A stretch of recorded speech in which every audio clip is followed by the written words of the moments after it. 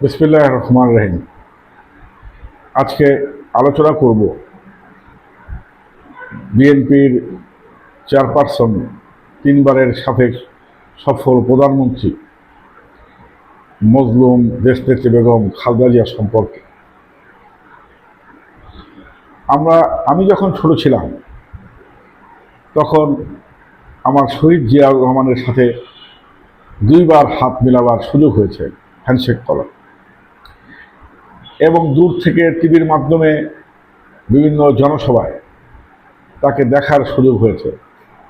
জিয়াউর রহমান সাহেব 4 বছর বা তার চেয়ে একটু বেশি সময় রাষ্ট্রীয় ক্ষমতায় ছিলেন। আমরা ছোট ছিলাম বিধায় তার খুব কাছাকাছি হওয়া সেই সুযোগটা আমাদের হয় নাই। তারপর আমি সৌভাগ্যবান যে আমি সেই সময় দুবার শহীদ রাষ্ট্র জিয়াউর রহমান সাহেবের সাথে হাত মিলাতে পেরেছিলাম। তার সেই হাতের স্পর্শই আমাকে বাংলাদেশি জাতীয়তাবাদের রাজনীতি এবং বিএনপির রাজনীতিতে আগমনের পথকে প্রশস্ত করেছে। কিন্তু আমি যখন ছাত্র রাজনীতি শুরু করি তখন বিএনপির চেয়ারম্যান ছিলেন দেশনেত্রী বেগম খালেদা জিয়া। তাকে কাছ থেকে দেখা, পাশে বসা, তার ভালোবাসা পাওয়া, তার কথা শোনার বহুবার সুযোগ হয়েছে। 3বার প্রধানমন্ত্রী ছিলেন, দেশকে উন্নয়নের একটি চরম শিখরে নেওয়ার চেষ্টা করেছেন। গণতন্ত্রের প্রতি শ্রদ্ধাশীল ছিলেন, গণতন্ত্রের জন্য দীর্ঘ সময় লড়াই করেছেন, বহুবার কারারুদ্ধ হয়েছেন। দেশের স্বাধীনতা, সার্বভৌমত্বের প্রশ্নে, গণতন্ত্রের প্রশ্নে, সাধারণ মানুষের অধিকার আদায়ের প্রশ্নে কখনো তিনি পিছপা হননি। জেল জুলুম হুলিয়াকে বরণ করেই বাংলাদেশের সাধারণ মানুষের জন্য রাজনীতি করেছেন। এজন্যই তিনি দেশনেত্রী বেগম খালেদা জিয়া। বিএনপির কাছ থেকে যখন হোসাইন মোদেরসাদ রাষ্ট্রীয় ক্ষমতা ছিনিয়ে নিলেন, আমরা দেখতে পেয়েছিলাম শেখ হাসিনা এবং তার দলের লোকেরা তাকে স্বাগত জানিয়েছিল। কিন্তু বিএনপি বরাবরই এরশাদের বিরুদ্ধে আন্দোলন সংগ্রামে রাজপথে সচল ছিল। সেই সময় বিএনপি সহ ছাত্রদলের ভূমিকা স্বর্ণাক্ষরে লেখা থাকবে। আমরা দেখেছি সেই সময় শেখ হাসিনা জাতির সাথে বিশ্বাসঘাতকতা করে এরশাদের অধীনে নির্বাচনে গিয়েছেন, কিন্তু খালেদা জিয়া এরশাদের অধীনে নির্বাচনে অংশগ্রহণ করেন নাই। তার রক্তচক্ষুকে উপেক্ষা করে রাজপথে লড়াই করেছেন।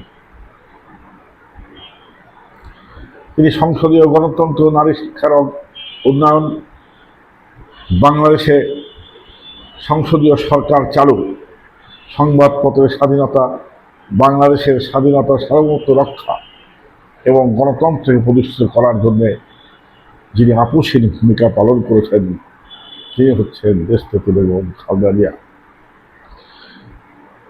আপনারা জানেন যে 111 সরকার আসার পর শেখ হাসিনা এবং 111 সরকার তার উপর কি অমানবিক নির্যাতন করেছে। বহুবার তাকে দেশ ছেড়ে পালিয়ে যাওয়ার বা দেশ থেকে চলে যাওয়ার জন্য অনুরোধ করা সত্ত্বেও কারাবরণ করেও দেশকে তিনি ছেড়ে যান নাই। কারণ তিনি ভালোবাসতেন আমাদেরকে, দেশের মানুষকে। তিনি মনে করতেন এই বাংলাদেশ হচ্ছে তার প্রথম এবং শেষ ঠিকানা, এবং বাংলাদেশের জনগণ হচ্ছে তার আপনজন। তাই তিনি শেখ হাসিনা যখন ক্ষমতা আসলেন তখন খালেদা জিয়াকে কারাগারে দেওয়া হলো। তিনি ন্যূনতম চিকিৎসার ব্যবস্থাও পান নাই। ঢুকে দেখে কারাগারে একটা পর্যায়ে তিনি মুক্তি পেয়ে অসুস্থ অবস্থায় দীর্ঘদিন তিনি চিকিৎসাধীন ছিলেন এবং 2025 সালের 30শে ডিসেম্বর তিনি মৃত্যুবরণ করেন। কিন্তু আজকে আপনাদের সামনে এই কারণে রেখেছি, আমার ভাবতে অবাক লাগে যে আজ দেশনেত্রী বেগম খালেদা জিয়া আমাদের মাঝে নাই। তার কথা, তার ভদ্রতা, তার দেশপ্রেম মাটির মানুষের প্রতি তার যে অঙ্গীকার, নিঃসন্দেহে প্রশংসার দাবি রাখে। খালেদা জিয়ার মৃত্যুতে শুধু আমরা বিএনপি বা ছাত্রদল, যুবদল বা বিভিন্ন অঙ্গ সংগঠনের লোকেরা একজন নেত্রীকে হারিয়েছে শুধু না, বাংলাদেশও হারিয়েছে তার সবচেয়ে আপনজনকে।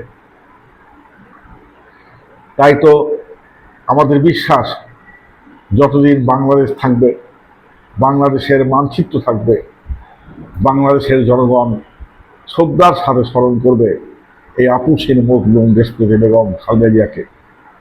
স্বামীকে হারিয়েছেন, পুত্রকে হারিয়েছেন,